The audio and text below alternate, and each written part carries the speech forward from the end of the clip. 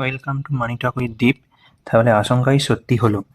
আমরা যে গত ভিডিওতে বলেছিলাম যে ইউএসএ ইরান ইসরায়েলের একটা ওয়ার স্টার্ট হতে পারে, সেটা আজকে থেকেই অফিসিয়ালি স্টার্ট হয়ে গেল। আমেরিকা যুক্তি দিচ্ছে আমেরিকা অনেকবার ইরানকে নিউক্লিয়ার প্রোগ্রাম ড্রপ করতে বলেছে, কিন্তু ইরান শোনেনি, যার জন্য আমেরিকা এবং ইসরায়েল মিলে ইরানের উপরে অ্যাটাক স্টার্ট করেছে। ট্রাম্প এটাকে কি অ্যানাউন্স করছে না, মেজর কমব্যাট অপারেশন বলে অ্যানাউন্স করছে। তাহলে তিনটে দেশের সঙ্গে আপাতত যুদ্ধ শুরু হলো, ইউএসএ, ইরান আর ইসরায়েল। এটার নাম দেওয়া হয়েছে অপারেশন এপিক ফুরি। এই যে যুদ্ধটা শুরু হয়েছে এটার নাম দেওয়া হয়েছে অপারেশন এপিক ফুরি। এটা মেনলি আমেরিকার নাম দেওয়া, এবং আমেরিকা এটাকে কন্ডাক্ট করছে ইরানের সুপ্রিম লিডার যে আছে তার এগেনস্টে।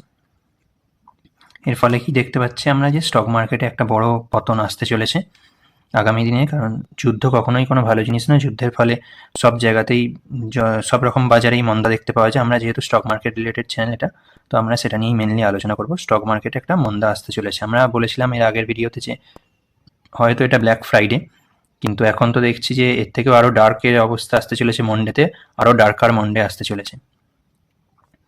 আচ্ছা, এবারে আমরা এর একটু ম্যাপটা দেখি যে কার সঙ্গে কার যুদ্ধটা হচ্ছে। এখানে ইরানের সঙ্গে যুদ্ধ হচ্ছে ইসরায়েলের।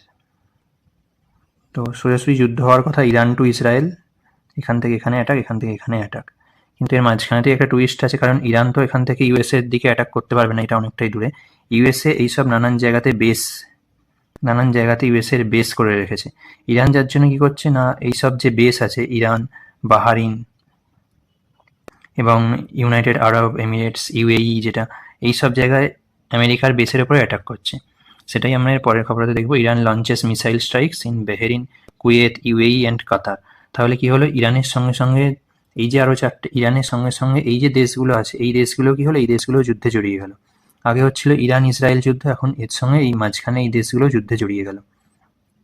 এর ফলে কি হলো না, যুদ্ধের যে ভয়াবহতা সেটা আরও বেড়ে গেল এবং যুদ্ধের আকারটা আরও বড়োভাবে হতে আরম্ভ করলো।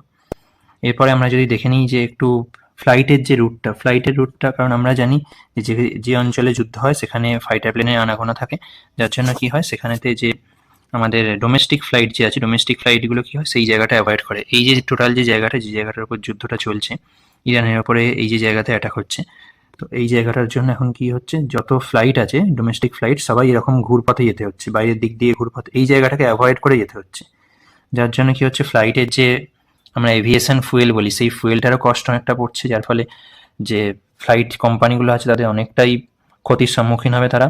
এবং একটা যেটা আমরা জানি যে দুবাইয়ের বলা যেতে পারে একটা বিশাল নামকরা ফ্লাইট কোম্পানি এমিরেটস তার সমস্ত রকমের যে ফ্লাইট আছে সমস্ত ফ্লাইটকে ক্যান্সেল করেছে, যত ফ্লাইট আছে সব ফ্লাইট ক্যান্সেল করেছে। তাহলে মিডল ইস্টে এখন বড় রকমের একটা টেনশন দেখতে পাওয়া যাচ্ছে, যেটা আমরা কালকে শুক্রবার ভিডিওতেই বলেছিলাম, হয়তো এই উইকেন্ডেই একটা ঝামেলা শুরু হতে পারে। তো 24 ঘন্টা কাটতে না কাটতেই ঝামেলা শুরু হয়ে গেছে। আমরা সোমবারে দেখতে পাবো এর ইম্প্যাক্টটা কী হলো। আমরা বলেইছিলাম, একটা লেভেল দিয়েছিলাম কত না, 25,350। এই লেভেলের নিচে এলে মার্কেট ডাউনফল দেখা যাবে। এই লেভেলের নিচে যারা শর্টস ওপেন করেছেন তাদের তো প্রফিটেই থাকবেন তারা ভালো রকম, তাদেরকে বলবো শর্টস হোল্ড করুন।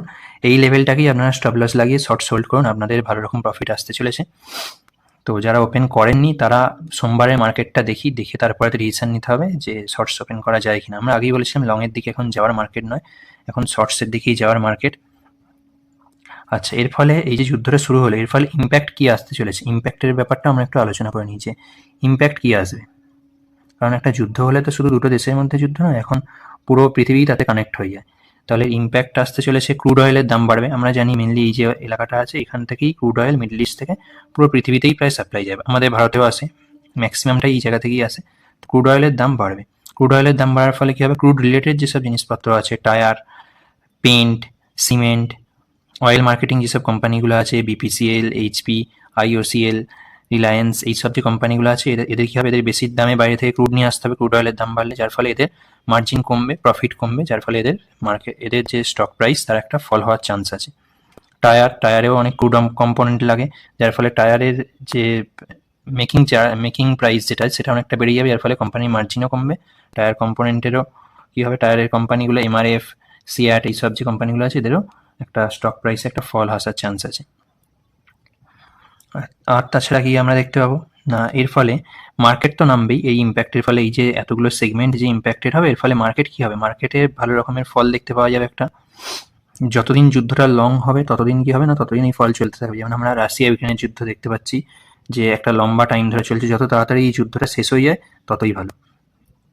এর ফলে ওয়ারের ফলে একটা মার্কেটে ফল দেখতে পাওয়া যাবে, ক্রুড অয়েলের দাম বাড়বে, আর কি হবে ইনফ্লেশন বাড়বে। এর ফলে ইনফ্লেশন বাড়লে আমরা কি জানি, ইনফ্লেশন উপরের দিকে যত বাড়ে তখন কি হয়, রেট কাট তো হয়ই না, উল্টে কি হয় রেট হাইক হতে থাকে। রেট হাইক হওয়া মানে আমরা কি জানি যে কোম্পানি লোন নেবে না, কারণ বেশি টাকা দিয়ে বেশি তখন তাদের ইন্টারেস্ট দিতে হবে, তারা তখন লোন নিতে চাইবে না, ক্যাপেক্স করবে না, যার ফলে কোম্পানির গ্রোথও আস্তে আস্তে আস্তে আস্তে কমতে থাকবে, যার ফলে পুরো মার্কেটের উপরে ইম্প্যাক্ট পড়বে। পুরো মার্কেট কি হবে, পুরো মার্কেট ডাউনে যাওয়ার চান্সই সব থেকে বেশি থাকে। আর এই বিষয়ে বলতে গেলে আমাদের যে মার্কেটে এর ইম্প্যাক্ট ভালো রকমভাবেই আসবে, যেটা আমরা সোমবারেতে দেখতে পাবো যে কীরকম কি মার্কেট আসছে। এর পরের ভিডিও সোমবারেতেই করব। তো আজকে একটা ওয়ার আপডেটের জন্য ভিডিওটা একটু দিয়ে রাখলাম। আর একটা বিষয় আপনাদের একটু জানিয়ে রাখি, আমাদের ভিডিওতে যেরকম মিউচুয়াল ফান্ডের ডাটা থাকে, এফআইআই ডিআইআই ডাটা থাকে, আইপিও ডাটা থাকে, মার্কেট অ্যানালিসিস থাকে, সব কিছুই থাকে, মার্কেট সেন্টিমেন্ট থাকে। তো এরপর থেকে ভিডিওগুলো কীরকম হবে না, ইম্পর্টেন্ট যে নিউজগুলো সেটা এবং মার্কেটের যে অ্যানালিসিসটা সেটাই থাকবে, এবং ছোটোখাটো যে জিনিসগুলো মিউচুয়াল ফান্ডের asset allocation, FII DII data, নতুন কোনো আইপিও আসছে কিনা, মার্কেট সেন্টিমেন্ট, এগুলো ছোটো ছোটো শর্টসে আসতে থাকবে। এগুলোকে আর একটা ভিডিওর মধ্যে দেওয়া জয় খিচুড়ি ভিডিও হয়ে যাচ্ছে জিনিসটা, তো এটা আমরা করবো না। এরপর থেকে ভিডিওতে শুধুমাত্র মার্কেটের নিউজ, ইম্পর্টেন্ট নিউজ যেটা, আর মার্কেটের অ্যানালিসিসটা, এই দুটো জিনিসই থাকবে, বাকিগুলো শর্টসে দেওয়ার চেষ্টা করবো। আজকে ভিডিওটা এই পর্যন্তই, আশা করি আপনাদের জন্য হেল্পফুল হবে। এই আপডেটটা দিয়ে রাখলাম আগে থেকেই, আপনারা এর জন্য সোমবারের মার্কেটের জন্য প্রস্তুত থাকতে পারবেন। তো দেখা হচ্ছে পরের ভিডিওতে, অনেক ধন্যবাদ। আর যদি চান তো তাহলে চ্যানেলটা সাবস্ক্রাইব করে রাখতে পারেন, আপনাদের এরকম আপডেটেড খবর আমি প্রতিদিনই দিতে থাকি। ধন্যবাদ, ভালো থাকবেন।